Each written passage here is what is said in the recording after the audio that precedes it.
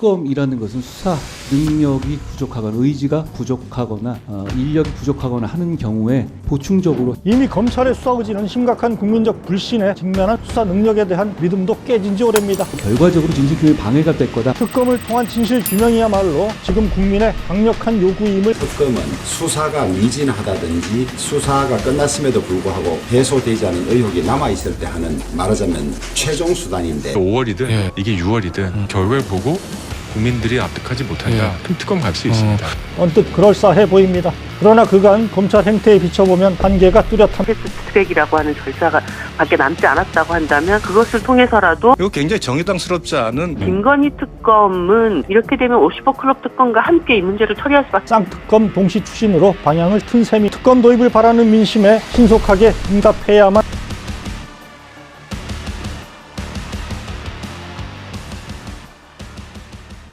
안녕하세요. 논설의 손원재입니다. 지지부진하던 50억 클럽 특검의 패스트트랙 지정이 가시권에 들어왔습니다. 정의당 강은미 의원이 발의한 특검 법안이 11일 국회 법제사법위원회 법안 소위를 통과한 데 이어 정의당이 12일 법사위 전체 회의를 건너뛰고 본회의에서 바로 패스트트랙 지정을 논의할 수 있다. 전향적 입장을 밝혔기 때문입니다. 일단 법안 심사 소위는 통과를 했는데 어떻게 평가하십니까? 이 법안을 다루는 일소위가 진행되는 동안 국민의힘이 단 한 번도 협조를 하지 않았습니다. 이번에 일소위에서 보여준 태도가 그러면 법사위 전체 회의에서도 이것에 대한 협력을 하겠는가 이런 의문을 상당히 가질 수밖에 없습니다. 지금 법사위 안에다가 이 법안을 꽁꽁 묶어두고 한 발도 나갈 수 없다 이렇게 하는 것이라고 하면 남은 국회 절차를 저희들이 또 동원할 수밖에 없다고 봅니다. 패스트트랙 말씀하시는 겁니까? 상임위 자체에서 그거를 처리하지 않는다 그러면 이제 국회 본회의로 가지고 와야 되고 본회의 안에서 패스트트랙이라고 하는 절차가 밖에 남지 않았다고 한다면 그것을 통해서라도 50억 클럽 특검에 대한 국민들의 요구에 부응을 해야 되는 것이죠. 어떻습니까? 국민의힘이 법사위 전체 회의에서도 특검 법안 처리에 응하지 않고 지연 전술을 펼 경우 본회의로 직행해 패스트트랙에 올리겠다는 겁니다. 이 대표는 본회의 패스트트랙 지정 시점도 4월 임시국회 회기 중으로 못을 박았습니다. 패스트트랙으로 가게 되면 또 이것에 대한 숙려 기간이 필요하지 않습니까? 네네.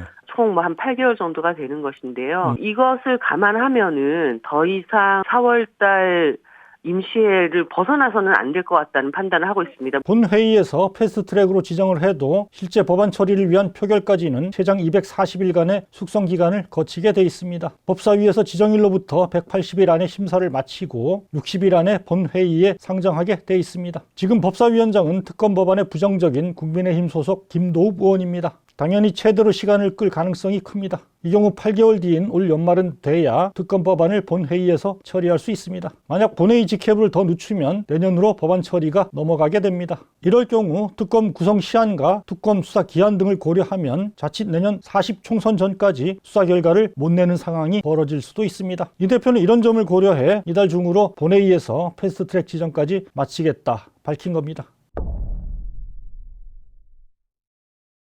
하나 더 특이할 건 이 대표가 김건희 특검법도 50억 클럽 특검법과 함께 처리하겠다 밝혔다는 사실입니다. 50억 클럽 특검을 합의해서 법사위까지 갔는데도 이런 상황이면 김건희 특검은 애초에 고려조차 하지 않을 것이다라고 판단을 합니다. 이렇게 되면 50억 클럽 특검과 함께 이 문제를 처리할 수밖에 없지 않는가 이렇게 보고 있습니다. 김건희 특검 법안은 아직 법사위에 상정되지도 않은 상황입니다. 애초 정의당은 김건희 특검 법안도 법사위 논의를 거쳐 의결해야 한다 주장해 왔습니다. 하지만 50억 클럽 특검 도입에 대한 국민의힘의 목리가 계속되자 김건희 특검 법안은 아예 법사위를 거치지 않고 본회의에서 바로 패스트트랙으로 지정하겠다 밝힌 겁니다. 민주당이 애초 주장했던 쌍특검 동시 추진으로 방향을 튼 셈입니다. 비록 늦었지만 정의당의 진전된 결단을 다행스럽게 평가합니다. 민주당은 국민의 뜻에 따라 정의당과 기본소득당 등 다른 야당들과 힘을 합쳐 반드시 4월 중으로는 양특검법의 신속 처리 안건 지정을 마무리하겠다는 말씀을 드립니다. 반면 국민의힘은 반발했습니다. 정의당과 국민의힘에서 이 50억 특검법에 대해서 상정을 합의했습니다. 합의할 때 그 당시 정의당에서는 4월 내 처리해야 된다는 조건을 걸지도 않았어요.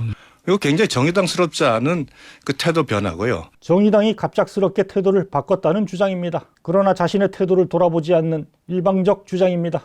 국민의힘은 애초 특검에 반대하다가 지난 2월 아들 퇴직금 명목으로 50억 원을 받은 곽상도 전 국민의힘 의원에게 무죄가 선고된 뒤에야 들끓는 비판 여론에 밀려 마지못해 특검 법안 법사위 상정에 동의했습니다. 그러면서도 조건을 달았죠.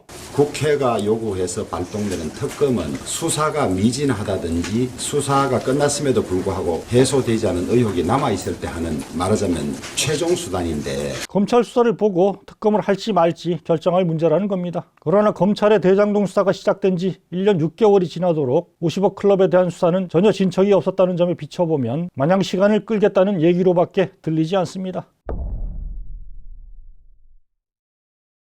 실제 법사위에 특검 법안이 상정된 이후 국민의힘이 보인 태도는 이런 의구심을 더욱 키웠습니다. 국민의힘은 특검 법안을 심의 의결하는 법안 소위 회의에도 2차례나 불참하는 등 시간 끌기에 나섰습니다. 4월 6일과 10일 법안 소위에 잇따라 불참했고 4월 11일 법안 소위에선 민주당 소속 기덕민 위원장이 특검법 의결을 선포하자 이재명 방탄을 위한 것이다 반발하며 의결에 참여하지 않고 전원 퇴장했습니다. 결국 민주당 소속 의원들의 단독 표결로 특검 법안이 법안 소위를 통과할 수 있었습니다. 그러나 국민의힘의 이런 태도에 비춰볼 때 법안 소위를 가까스로 통과한 특검 법안이 법사위 전체 회의라는 또 한 번의 고비를 넘기는 어려울 것이다. 관측이 나옵니다. 국민의힘 소속인 김도우 법사위원장이 전체 회의 의결을 미룰 가능성이 크기 때문입니다. 이럴 경우 민주당이 택할 수 있는 방법은 두 가지입니다. 법사위에서 안건조정위원회를 거쳐 통과시키거나 본회의에서 패스트트랙으로 지정하는 방안입니다. 그러나 안건조정위는 통과가 어렵습니다. 법사위원장이 이걸 열어줄지도 불확실한 데다 현재 캐스팅 보트를 쥔 시대전환 조정훈 의원이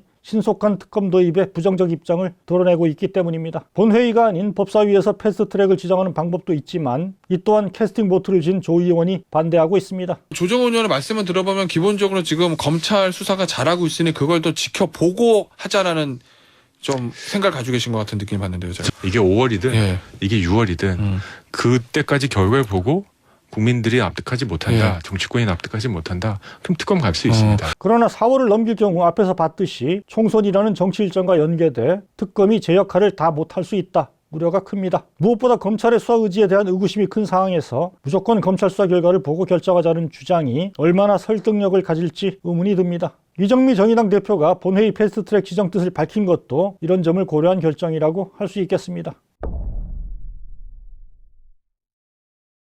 사실 검찰 수사를 보고 미진하면 특검을 하자 이런 주장은 언뜻 그럴싸해 보입니다. 그러나 그간 검찰 행태에 비춰보면 한계가 뚜렷합니다. 대장동 사업자인 김만배 씨로부터 50억 원씩을 받았다는 50억 클럽 명단에는 모두 6명이 거론됩니다. 각상도, 박영수, 김수남, 최재경, 권순일, 홍선근 등입니다. 이들 중 특검 법안 발의 전까지 강제 수사가 이뤄져 기소된 인물은 곽상도 전 의원 1명뿐입니다. 그나마 각 전 의원도 부실 수사와 기소, 문구적 법리에만 치중한 판결의 결과로 1심에서 무죄를 받았습니다. 박영수 전 특검의 경우 곽상도 의원 못지않게 뚜렷한 연루 정황이 제기된 바 있습니다. 화천대유에서 월 1,500만 원의 고액 고문료를 받았고 대장동 사업 초기 박 전 특검 계좌에서 5억 원이 화천대유 쪽으로 송금된 사실도 드러났습니다. 박 전 특검 딸은 대장동 아파트를 분양받아 8억 원대 시세 차익을 거뒀고 화천대유가 딸에게 대여금 명목으로 11억 원을 지급하기도 했습니다. 그러나 지난해 초 한 차례 소환했을 뿐 특검 법안이 상정되기 전까지 단 한 번의 압수수색도 없었습니다.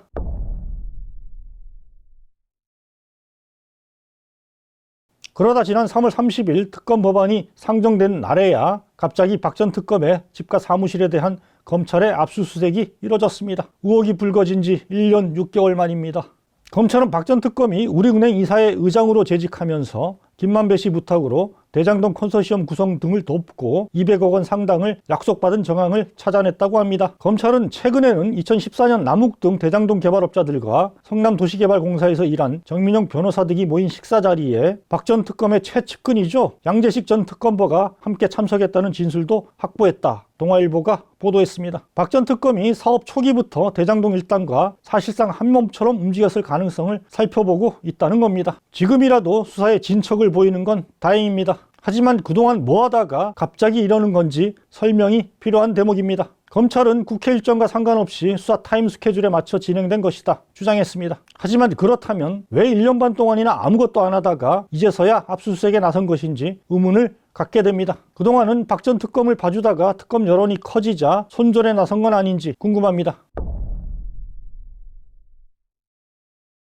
특히 한동훈 장관이 같은 날 국회에 출석해 특검법 상정에 대해 진실규명에 방해가 된다, 반대 의견을 낸 것에 비춰보면 의문은 더욱 커집니다. 결과적으로 진실규명에 방해가 될 거다라고 생각을 합니다. 특검이라는 것은 수사 능력이 부족하거나 의지가 부족하거나 인력이 부족하거나 하는 경우에 보충적으로 해야 하는 경우죠. 이미 검찰의 수사 의지는 심각한 국민적 불신에 직면한 상황입니다. 곽상도 1심 무죄 등으로 수사 능력에 대한 믿음도 깨진 지 오래입니다.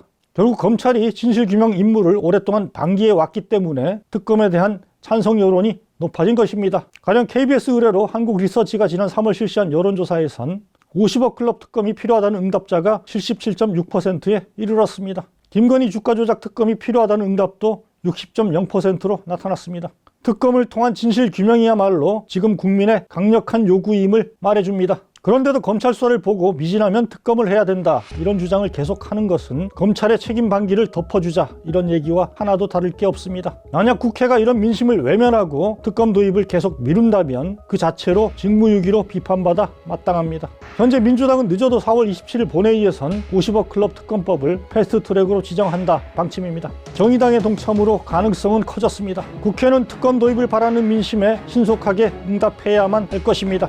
논설에서 함께 계속 주시하도록 하겠습니다.